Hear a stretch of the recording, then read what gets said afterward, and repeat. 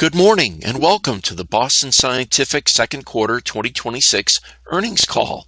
All participants will be in listen-only mode. Should you need assistance, please signal a conference specialist by pressing star then zero on your telephone keypad. After today's presentation, there will be an opportunity to ask questions. To ask a question, you may press star then one on your telephone keypad. To withdraw your question, please press star then two. Please note this event is being recorded. I would now like to turn the conference over to Lauren Tengler, Vice President, Investor Relations. Please go ahead. Thank you, Drew, and thanks to everyone for joining us. With me on today's call are Mike Mahoney, Chairman and Chief Executive Officer, and John Monson, Executive Vice President and Chief Financial Officer. During the Q&A session, Mike and John will be joined by our Chief Medical Officer, Dr. Ken Stein. We issued a press release earlier this morning announcing our Q2 2026 results, which included reconciliations of the non-GAAP measures used in this release. The release, as well as the reconciliations of non-GAAP measures used in today's call, can be found on the Investor Relations section of our website. Please note that on the call, operational revenue excludes the impact of foreign currency fluctuations, and organic revenue further excludes certain acquisitions and divestitures for which there is less than a full period of comparable net sales. Guidance excludes the previously announced agreement to acquire Penumbra, which is expected to close in the second half of 2026, subject to customary closing conditions. For more information, please refer to the Q2 financial and operating highlights deck, which may be found on the Investor Relations section of our website. On this call, all references to sales and revenue are organic, and relative growth is compared to the same quarter of prior year unless otherwise specified. This call contains forward-looking statements regarding, among other things, our financial performance, business plans, market expectations, and product performance and development. These statements are based on our current beliefs using information available to us as of today's date and are not intended to be guarantees of future events or performance. If our underlying assumptions turn out to be incorrect or certain risks or uncertainties materialize, actual results could vary materially from those projected by forward-looking statements. Factors that may cause such differences are discussed in our periodic reports and other filings with the SEC, including the Risk Factors section of our most recent annual report on Form 10-K.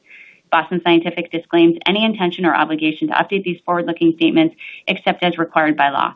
In addition, this call does not constitute an offer to sell or the solicitation of any offer to buy any securities or solicitation of any vote or approval in connection with the proposed transaction with Penumbra. Boston Scientific has filed the SEC registration statement on Form S-4 containing a proxy statement of Penumbra and a prospectus of Boston Scientific that contains important information about Penumbra, Boston Scientific, the proposed transaction, and related matters. At this point, I'll turn it over to Mike. Thank you, Lauren. Thank you, everyone, for joining us today. Second quarter represented a solid quarter for Boston Scientific while we continue to navigate a dynamic environment. Total company organic sales grew 7% versus our guide of 5-7%, driven by our interventional cardiology, endoscopy, and neuromodulation business. Q2 adjusted EPS of 86 cents grew 15% and exceeded the high end of guidance range of 82-84, driven primarily by some favorable tax results. Second quarter adjusted operating margin was 28.4%. Turning to our outlook, we now expect the second half to be more pressured than we originally anticipated. To that end, we are updating our full year 2026 guidance for organic revenue of 5-6%, with our full year adjusted EPS now $3.28-$3.32, representing growth of 7-8%. For third quarter, we're guiding to organic revenue growth of 3-5% and adjusted EPS of 80-82 cents. We updated our guidance in Q1 with a goal of establishing the right baseline for the year. This update today is not the outcome we planned or what you've come to expect from us.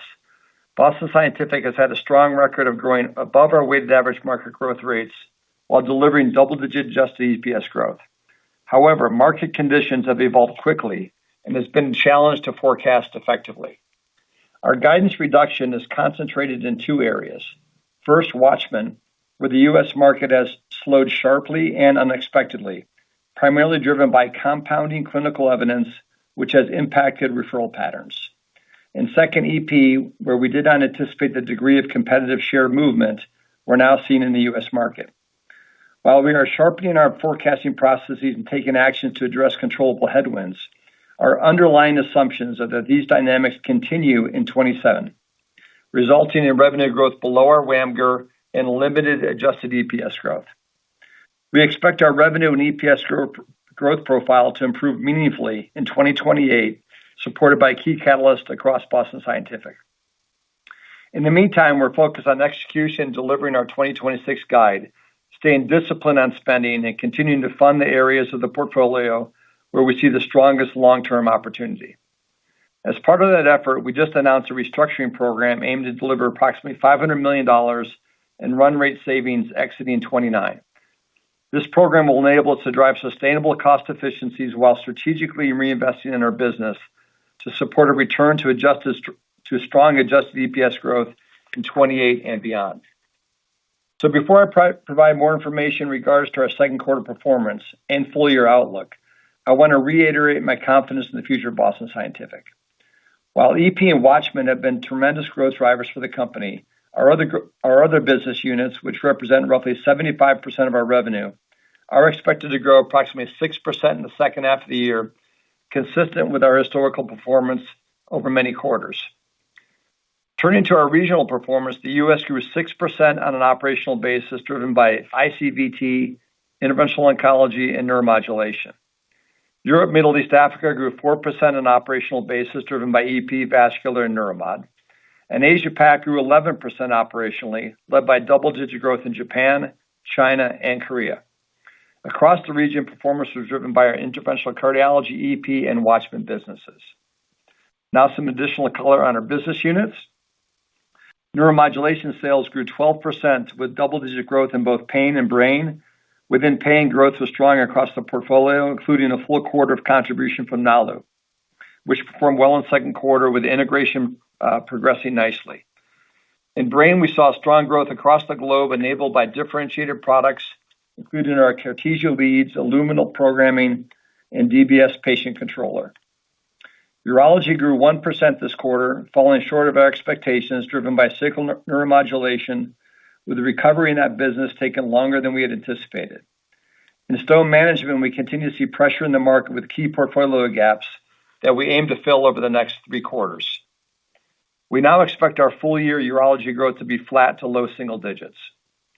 Endoscopy sales grew 7% with strong results across our business, another quarter of better than anticipated performance from Axios. Within the quarter, we received FDA clearance for Revos, a first of its kind single device design to consolidate multiple exchanges, enable physicians to streamline procedural steps while performing endoscopic ultrasound biliary drainage, with positive feedback received on initial cases. Turning to cardiovascular. Cardiovascular sales grew 8% in the quarter. Interventional cardiology and vascular therapies grew 12%. Our interventional cardiology business had another excellent quarter, growing 15%, driven by double-digit growth in our coronary therapies, with continued strength in DCB, imaging, and complex PCI. In May, data from the fracture trial was presented as a late breaker at EuroPCR, achieving all endpoints with a seismic force coronary IVL catheter, demonstrating high rates of freedom from major adverse cardiac events at 30 days, as well as procedural success in patients with severely calcified coronary artery disease. We look forward to bringing seismic force to market in the first half of 2027.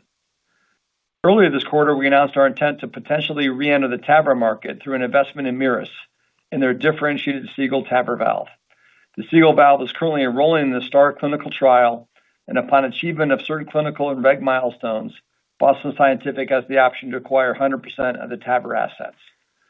This valve has been built on years of research and proprietary technology. We believe that the distinctive design and impressive early clinical results of the Seagull valve may set it apart from currently available technologies. We're making great progress in our THRIVE trial enrollment, evaluating the TIVUS ultrasound system for renal denervation and the treatment of hypertension, and continue to anticipate bringing our technology to market in 2028. As we look ahead, we believe that our IC business and ICVT broadly will be our strongest growth driver for Boston Scientific as we enter a number of high-growth adjacent markets over the coming years. Our vascular therapies business grew 8%, driven by broader adoption of Varithena and our drug-eluting portfolio. We're pleased with the performance of our seismic IVL launch, with strong reception for the clinical differentiation of the device, and we continue to ramp supply. We remain excited about the opportunity to add the Penumbra team and highly differentiated and complementary portfolio to Boston Scientific. We anticipate the deal will close in the second half of 2026, subject to the receipt of the remaining regulatory clearances. Our interventional oncology and embolization business grew 12%, driven by strong global growth with our broad offering of innovative technologies. Earlier this month, results from the PROACTIVE, which is a large prospective real-world study evaluating TheraSphere in the treatment of liver malignancies, were published. The study demonstrated meaningful survival outcomes across all stages of disease, including patients with larger or more advanced tumors, further supporting the use of TheraSphere in these populations. Additionally, we received FDA clearance for TruSelect, which is a microcatheter that combines precise navigation and efficient embolic delivery. Cardiac rhythm management sales declined 2% in the quarter. In core CRM, our low voltage business declined high single digits, and our high voltage business declined mid-single digits.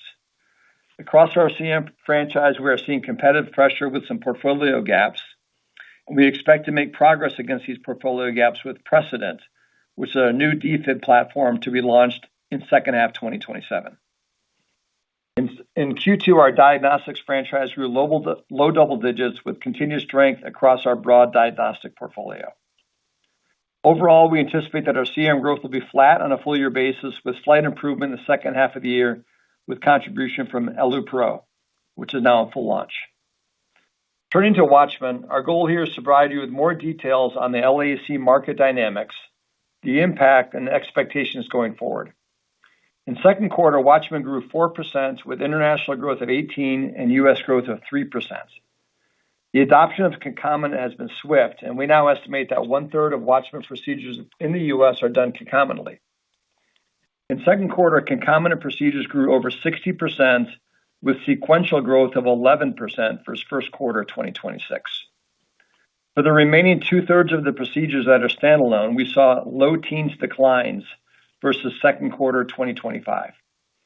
We believe the overall LAAC market slowdown is driven by two main factors.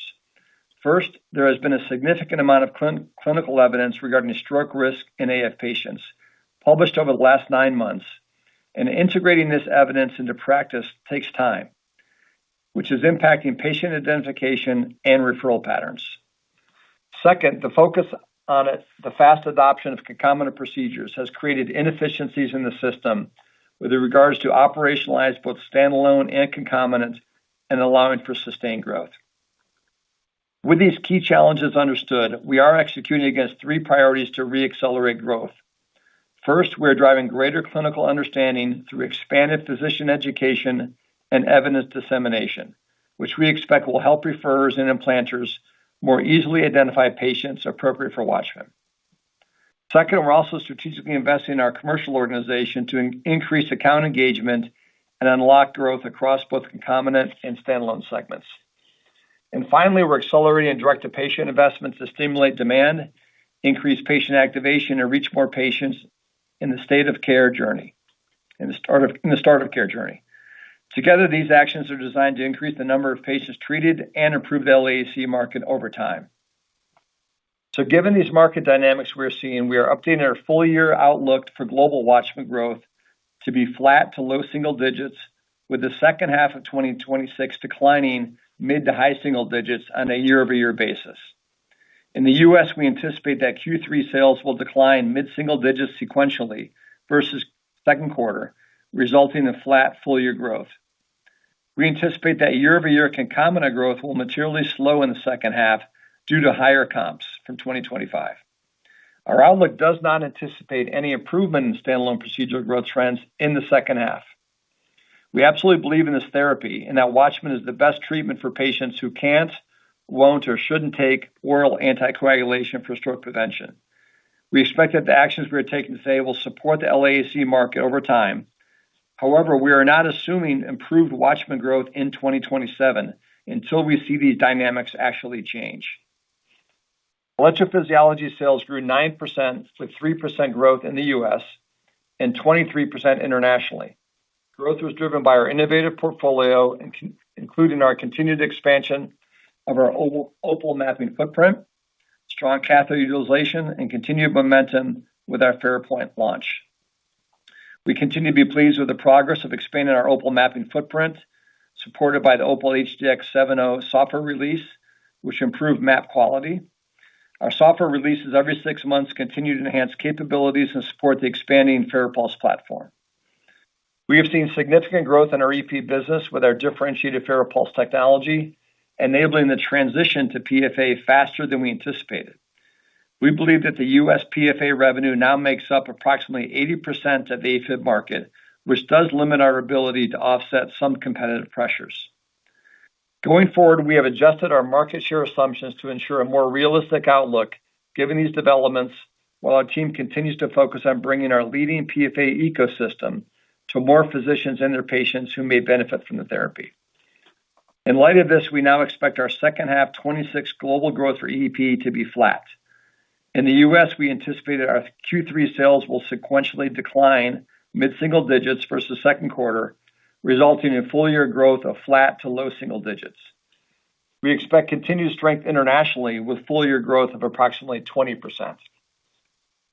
As we look ahead, we anticipate that our U.S. EP performance will improve in the second half of 2027 after the introduction of FARAWAVE Ultra, which is a high-density mapping and ablation catheter, as well as our entry into the ICE market. We expect further improvement in 2028 as FARAFLEX, our novel large focal high-density map and ablate catheter, becomes available. And importantly, earlier this month, we commenced enrollment in the pivotal FARADIGM trial, evaluating the safety and effectiveness of FARAFLEX mapping and PFA catheter for the treatment of patients with paroxysmal and persistent AF. So in closing, we're not satisfied with our near-term outlook. We believe we now have a clear picture of the dynamics in our business, and our updated guidance reflects a realistic view of the second half of 2026. I remain confident in our long-term outlook for a number of reasons. Our performance is strong across many business units with interventional cardiology, neuromodulation, IO&E, and vascular, all delivering double-digit growth through the first half of the year. We also have an impactful cadence of catalysts in 2027 that we expect to drive a significant improvement to our growth profile in 2028 and beyond. And even as we work through near-term top-line pressures, we continue to be disciplined with our spending while investing in future growth drivers to ensure a return to meaningful adjusted operating margin expansion and adjusted EPS growth in 2028 and beyond. So while we continue to navigate current challenges, our foundation, values, and purpose haven't changed. Boston Scientific focuses on improving patient lives through a relentless pursuit of innovation, and we are confident that the qualities that have defined this company over many years will continue to shape our future as we evolve and build on those strengths with a highly skilled global team and a winning spirit. So with that, I'll hand it over to John for more commentary. Thanks, Mike. Second quarter consolidated revenue of $5,442 million represents 7.5% reported growth versus second quarter 2025 and includes a 50 basis point tailwind from foreign exchange, which was in line with our expectations. Excluding this $28 million foreign exchange tailwind, operational revenue growth was 7.0% in the quarter. Organic revenue growth was also 7.0%, versus our second quarter guidance range of 5% to 7%. Second quarter 2026 adjusted earnings per share of 86 cents grew 15% versus 2025, exceeding the high end of our guidance range of 82 cents to 84 cents, primarily driven by favorable discrete tax items. Adjusted gross margin for the second quarter was 70.3%, which represented an 80 basis point increase versus the second quarter of 2025. Second quarter adjusted operating margin was 28.4%, which was in line with expectations and represented 70 basis points of expansion versus the second quarter of 2025. On a GAAP basis, second quarter operating margin was 21.6%. These results include an approximate $75 million charge related to certain product liability cases, as well as the recognition of approximately $80 million of refunds on previously paid IEEPA tariffs, representing substantially all of the refunds that we expect to receive. Moving to below the line, second quarter adjusted interest and other expenses totaled $120 million, which was slightly unfavorable to expectations driven by FX volatility and certain unhedged currencies. On an adjusted basis, our tax rate for the second quarter was 10.4%, which was better than expected and includes favorable discrete tax items. Fully diluted weighted average shares outstanding ended at 1,475,000,000 in the second quarter, reflecting the repurchase of approximately 40 million shares under our previously announced accelerated share repurchase agreement, which reduced our share count more than initially anticipated. As a result, we now expect full year 2026 weighted average shares outstanding to be approximately 1,475,000,000. Free cash flow for the second quarter was $1,290,000,000, with $1,475,000,000 from operating activities, less $184 million in net capital expenditures. We now expect full year 2026 free cash flow to be approximately $3.8 billion. As of June 30th, 2026, we had cash on hand of $539 million, and our gross debt leverage ratio was 2.0 times. Our capital allocation approach is disciplined and growth-oriented. Our top priorities remain strategic tuck-in M&A and opportunistic share repurchases, while we continue to evaluate and fund the opportunities that we believe will create the greatest long-term value for our shareholders.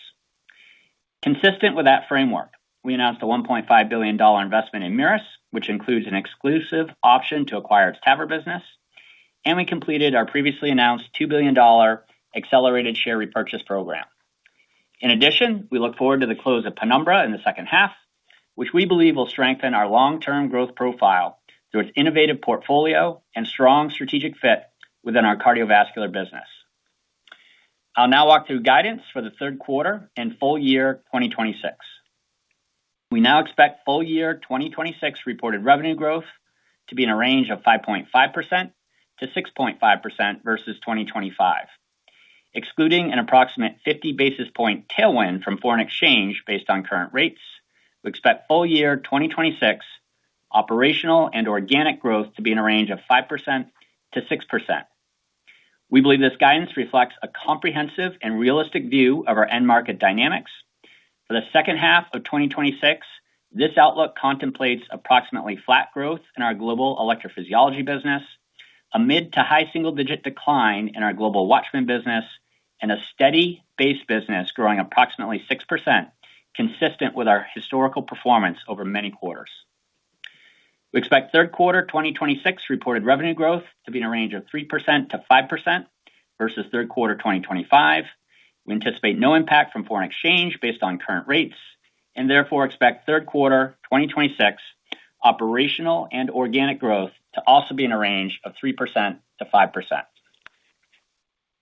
We expect full year 2026 adjusted gross margin to be below full year 2025, reflecting a less favorable product mix than previously anticipated, primarily driven by our lower sales outlook for WATCHMAN and electrophysiology. Additionally, we continue to make incremental investments in our global supply chain and quality systems. We now expect to expand full year 2026 adjusted operating margin by 0 to 25 basis points. Despite pressure on margins this year, we remain disciplined on spending while continuing to invest in our highest priority growth opportunities, supported by our recently announced restructuring program. We anticipate this comprehensive company-wide program will deliver run rate savings of approximately $500 million exiting 2029 in the areas of supply chain optimization, targeted functional transformation, org structure evolution, as well as focused reductions in indirect spending to drive sustained cost efficiencies. We expect to realize over half of our run rate savings and incur over half of our program spend exiting 2027. This will position the company to return to meaningful operating margin expansion and strong adjusted EPS growth in 2028 and beyond.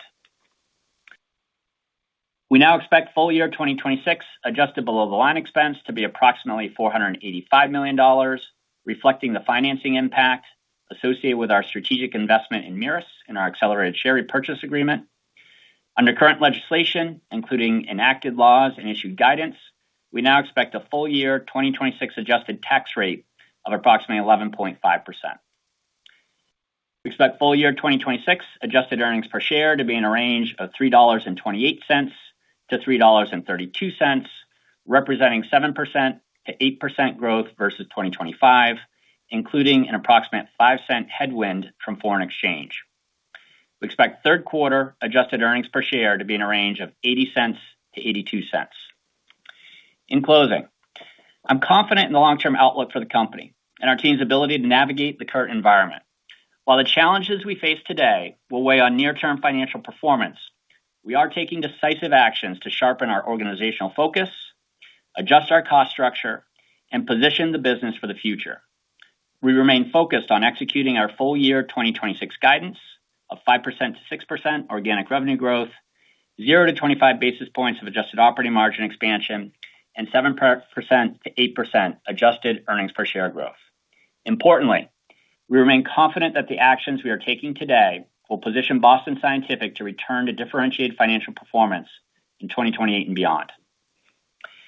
For more information, please check our investor relations website for second quarter 2026 financial and operational highlights, which outlines more details on second quarter results and 2026 guidance. And with that, I'll turn it back to Lauren, who will moderate the Q&A. Thanks, John. Drew, let's open it up for questions for the next 30 minutes or so. In order for us to take as many questions as possible, please limit yourself to one question. Drew, please go ahead. Thank you. We will now begin the question and answer session. To ask a question, you may press star then one on your telephone keypad. If you're using a speakerphone, please pick up your handset before pressing the keys. If at any time your question has been addressed and you'd like to withdraw your question, please press star then two.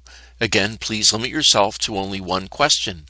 At this time, we will pause momentarily to assemble our roster. The first question comes from Robbie Marcus with JP Morgan. Please go ahead. Great. Good morning, and thank you for taking the question. Wanted to ask, we're coming off a beat in second quarter here, and I realize there have been a number of downward revisions over the past few quarters as some of the end markets have been moving. How do you frame this latest guidance update, particularly with respect to EP and Watchman? Is this based on a level of conservatism where you can eliminate, hopefully any future negative revisions? Or is this based more on trends you're seeing exiting second quarter and so far into third quarter? And any early commentary you could give on 2027. I believe buy side is settling out somewhere around 5% organic growth coming into today. How does that sound to you going into second half of this year? Thanks a lot. Thanks, Robbie. Yeah, we are pleased with our second quarter results, and we did mention in the script that basically 75% of our business continues to grow 6%, consistent with 2025, and we anticipate that set of businesses that are 75% will improve over the coming years as we strengthen our urology business, launch CRM, and continued momentum there. So 75% of the business kind of growing 6%, and we aim for that to improve in the future. The challenge, as you know, has been in the two areas, EP and Watchman, that had hyper growth, unusually differentiated growth in 24 and 25, and now we expect more pressure in 26 and 27. And specific to EP, we see that rebounding in second half 27, and we expect to get back to kind of at market or above market growth in EP in 28. So when you look at the second half, really it's the EP and Watchman is driving the bulk of the guidance reduction. And we're clearly not pleased with this change. It's not the outcome that we planned for. It's not what you expect from us. And I do take responsibility for the guidance reduction. And it's primarily driven by EP and Watchman. As I mentioned in the script, on the Watchman side itself, we do expect second half declines globally in the mid-single digit to high single digit results. And that is based on a trend that we've seen that we have not seen uptick in the first half of the year. So we think that's the appropriate, prudent, conservative guide for Watchman based on the existing market that we're seeing. Now, we're assuming in the Watchman guide that despite the efforts we are making, which we aim to improve, that those do not benefit the existing Watchman market. So if the three things that we laid out today continue to enhance, and if labeling occurs in 2027, there obviously could be some upside to those numbers. But for guidance purposes, we're assuming the existing market that we're seeing today does not change. And that market change is very dramatic and pretty sudden over the past 6 months. So the Watchman is the biggest piece of it. And secondly, on EP, we're overall on EP, we're actually quite pleased with the performance in the quarter. And we're quite pleased with the portfolio roadmap that we have, with Ultra being launched in kind of this time next year, the entry into ICE, and the Ultra platform just initiating its IDE. So that team is executing well. But with specific to EP, we did undercall the competitive pressures in the U.S. in terms of share taking. We continue to be the PFA leader, but our share has come down. And the second attribute there is the PFA market has really accelerated to about 80-85% of the market share. We don't see that in Europe and Asia, where we continue to grow about 20% in our EP business. So the second half guide down is primarily driven by Watchman and EP for the reasons stated. In 2027, to be appropriately conservative again, we would say that in 2027, we aim to do better than our guide for the second half of 2026. So assuming our 2027, we're being appropriately conservative with our Watchman market call, and we aim to get back to stronger performance in EP. And we're confident that 75% of the business, which is growing 6%, will improve over time with urology and CRM specifically. I hope that answered some of your questions. Thank you. The next question comes from Larry Biegelsen with Wells Fargo. Please go ahead. Hey, good morning. Thanks for taking the question. Mike, regarding Watchman, I think you said mid to high single-digit decline in the second half of 26. So when you say no improvement in 27, are you referring to the full year guide of flat to low single-digit growth, or second half guidance? And how are you thinking about new competition next year, the 20% cut to the physician fee? And just lastly, do you still expect a first-line label based on the 3-year champion data? Thank you. Yeah, again, on EP, we undercalled the share. The Watchman, we're not looking for a pass, but it has changed dramatically over the past 6 months. So when we look at second half, our assumption we're talking about the market here, because we're about 91% share of the market. We do think the market declines that mid to high single-digit range. It's primarily based on high comps with concomitants, and as I mentioned, declining standalone share of about, or standalone growth of about mid-teens growth negative. So that's the call for second half. In terms of the market in 2027, we obviously aim for that to get better based on educating the referrer community, the clinical messaging, expanded commercial coverage, and increase in DTP. But for now, we think it's prudent to assume that the 27 market is consistent with the trends that we're seeing now.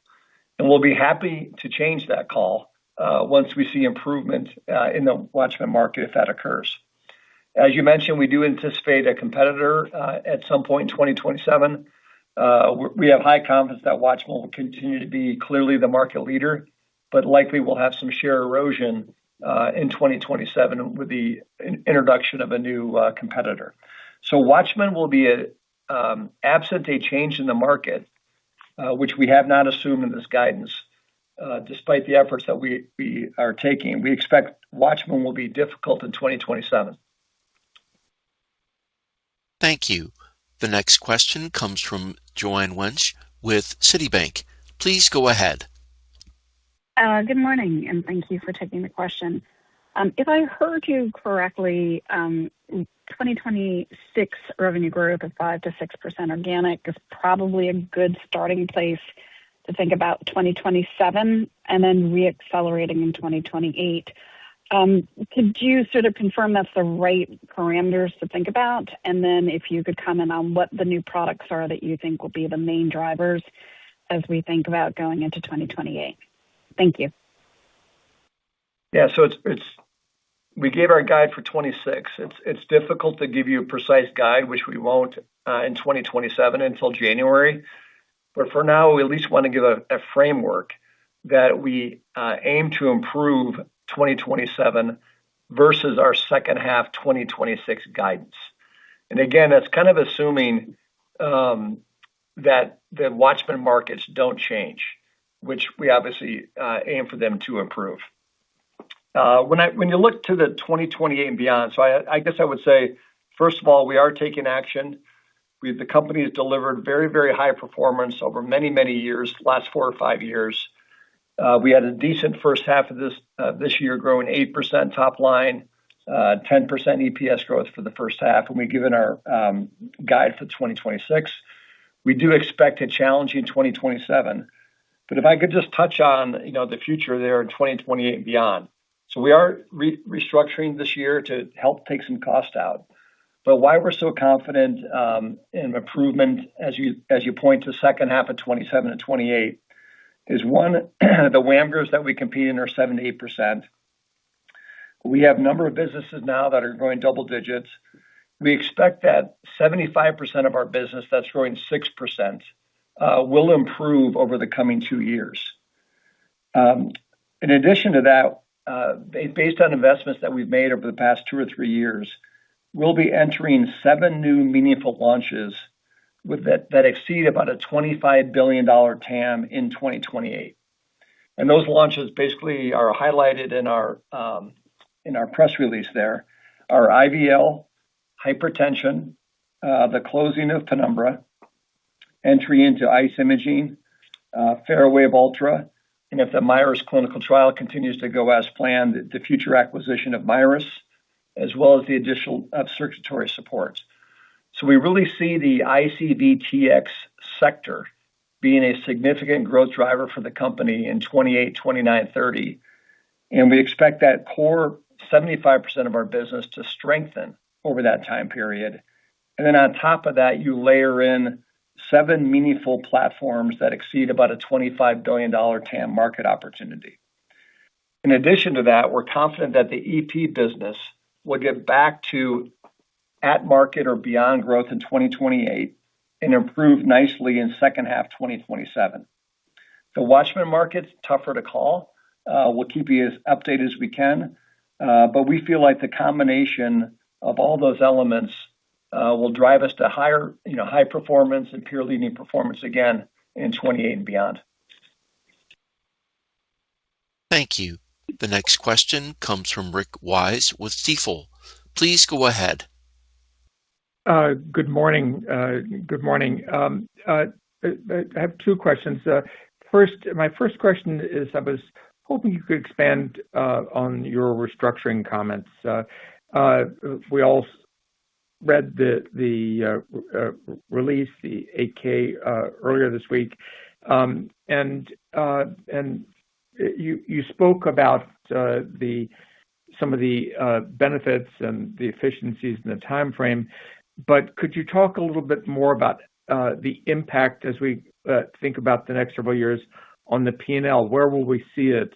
To what extent are you going to reinvest some of those savings, which I think was some of the language in the 8-K? Where are you going to reinvest them in your growth initiatives? How do we think about that? Yeah, thanks, Rick, for the question. It's John.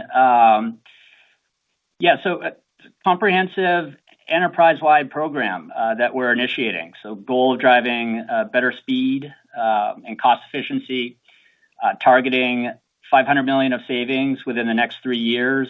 Based off of the phasing of that program, I would expect to realize over half of those savings exiting 2027. So we'll start to see those savings come in 2027. And that will position us to drive more meaningful operating margin expansion and strong EPS growth in 2028 and beyond, as Mike has indicated, as well as continuing to fully fund those high growth opportunities, and Mike just tick through several of those, but we have them across the businesses. Broad program. As far as where we'll see those savings, I'd expect to see them materialize in SG&A first and then COGS later over time.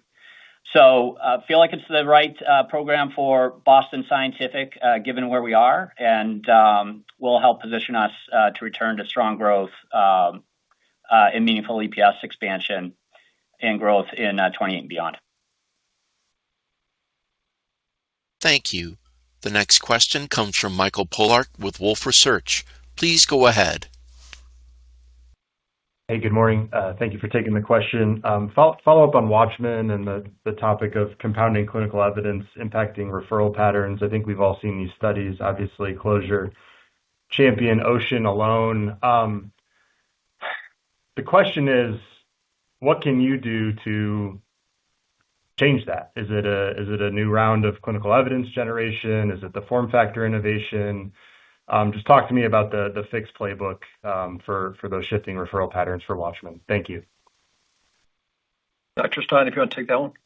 Yeah, sure, Mike. And again, I think it's pretty clear that there was a much bigger impact than we anticipated, dating back to last November, the release of Ocean, Closure. And then I think, some of the confusion around Champion certainly hasn't helped with that. We have seen, for instance, much greater use of the so-called weight and weight strategy in patients with a CHA2DS2-VASc score of 3 following ablation. And while concomitant is continuing to grow, that has affected the growth trajectory of concomitant. When we look at standalone Watchman procedures, what we're really seeing more than anything else is a drop-off in referrals for the so-called soft indications for the device. Patients who really just prefer not to be on an oral anticoagulant without having a really well-defined reason to seek an alternative. And I think the solution is sort of everything that you listed and everything that Mike listed that we're doing. It's continuing to educate on the totality of clinical data. To come back to what Mike said in the prepared remarks, right? That this is still the only proven and the best option for patients who can't or who won't or who shouldn't be on long-term blood thinners. I remind all of you, right, that somewhere between 30 and 40% of patients who need stroke prevention and atrial fibrillation currently don't get anything. So there's, again, a very sizable unmet medical need that the Watchman device serves. In addition to continuing our education on the current data, there's more data to come. I'd highlight our Simplify trial, which we expect to be released second half of this year, which, if it meets its endpoints, could help simplify the drug regimen post-implant, deal with some of the concern around immediate post-procedure bleeding. We've talked about continuing to iterate our device platform with the upcoming clinical trial evaluating the Watchman Elite device. And again, we continue to believe that the data from Champion and the overall totality of the clinical data merit a update to our labeling from FDA and merit a reconsideration of the CMS national coverage decision. Thank you. The next question comes from Travis Steed with Bank of America. Please go ahead. Hi, everybody. I wanted to ask about the limited EPS growth comment in 2027. Is that flat EPS? Is that EPS growth kind of in line with the 3% revenue growth in 27, or is there some leverage still? And then 2028, do we get back to double-digit growth? And maybe also address why the lack of EPS growth in 27 is just a lack of higher margin revenue growth or needing to invest more in growth drivers? Yeah, thanks, Travis. We'll get into much more detail on 27 expectations as we always do on our Q4 earnings call. But based on what we're assuming today, and you heard Mike outline WATCHMAN and EP dynamics, we expect those to extend into 2027. We expect limited EPS growth in 2027, and improving op margins will be a challenge. That is due to gross margin pressure from continued softness in WATCHMAN and EP, as well as the initial impacts of Penumbra. Anticipate that will close in the second half of this year. Excited to add Penumbra, but as we've previously disclosed, expect Penumbra to be slightly dilutive to our op margins and EPS in 2026. Now, again, we are taking action to ensure a return to meaningful operating margin expansion and strong EPS growth. We'll maintain a disciplined approach to spending across Boston Scientific. Again, we'll continue to fully fund those areas of the portfolio that we see driving our long-term growth. And again, as we discussed, we initiated a company-wide restructuring program, which, along with those growth catalysts that Mike laid out a moment ago, that will start to hit in 27, 28. That will position us to return to strong revenue growth and strong adjusted EPS growth in 2028 and beyond. Thank you. The next question comes from Matt Taylor with Jefferies. Please go ahead. Hi, thanks for taking the question. I wanted to see if you could be a little bit more specific on 2027 assumptions for EP growth. You talked a little bit about the WATCHMAN outlook. Could you discuss EP as well? And I guess, when do you expect some of these pipeline contributions to help the EP growth outlook? Sure. Yeah, I mentioned it a little bit earlier. Really pleased with the momentum and execution of our EP R&D and innovation team, broadly speaking. And as we know, we have FARAPOINT that we're launching or launched this year. But the big meaningful launches that will widen our ecosystem and widen the number of patients that we can treat and provide a more full, comprehensive solution beyond current FARAPULSE really start in 2027, where we launch our next generation FARAPULSE Ultra device, which we anticipate launching right around this time next year at scale. And then entry into the, really the greater than $1 billion or so growing quickly ICE market will happen again in 2027, where we're not currently playing. So those two launches will help us considerably as we look at second half of 27. So we basically see the first half of 27 looking like similar dynamics that we see today in second half 26. But we do see improvement in 2027. And then in 2028, we have our Ultra device, which is now in clinical trial, which we think is a breakthrough device for us, which will again widen the patient indication and kind of full service solution that we can offer an EP customer. So we're very confident in 2028 getting to at or above market growth again in EP based on that portfolio of Ultra, ICE, and FARAFLEX. Thank you. The next question comes from Marie Thibault with BTIG. Please go ahead. Hi, good morning. Thanks for taking the questions. I wanted to ask a question here on one of the bright spots for your business, which has been the ICV-TX segment. What are the products that are doing best? What are sort of the catalysts to look for in that business, and how can we sort of have confidence in the sustainability of some of the above WAMGR growth that you've been showing there? Thanks for taking the question. Yeah, we think that this will be our largest set of businesses in the company in the future here. If you look at interventional cardiology, vascular,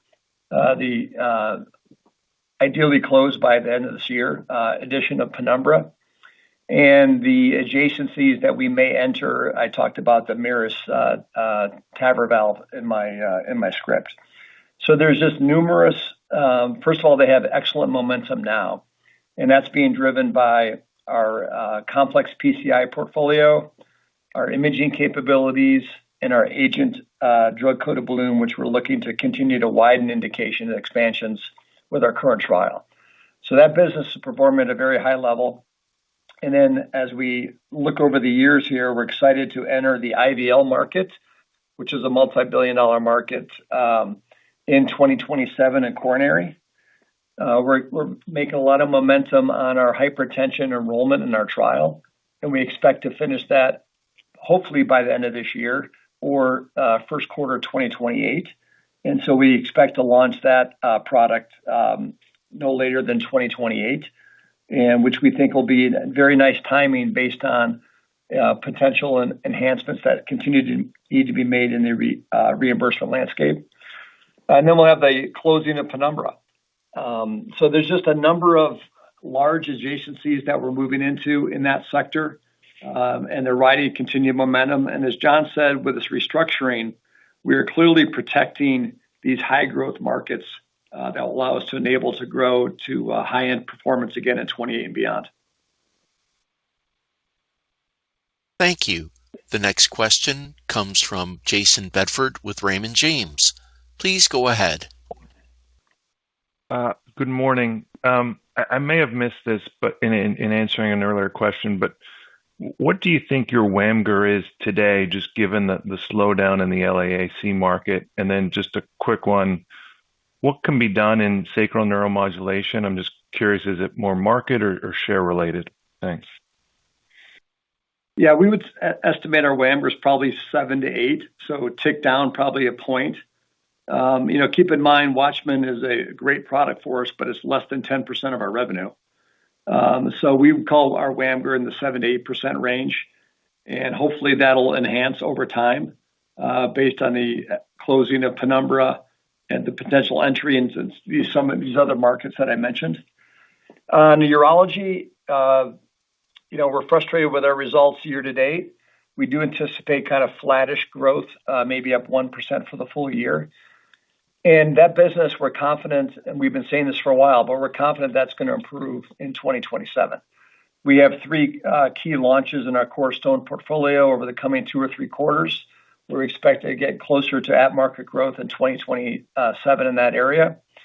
In sacral neuromodulation, as we've discussed at numerous calls, we had a significant kind of disruption of the commercial capabilities, and those gaps have been filled. We've trained and hired and are now in the field activating a number of new clinical and sales reps. We anticipate that business should get better as the quarters progress here in 2026 and with a more mature team in 2027.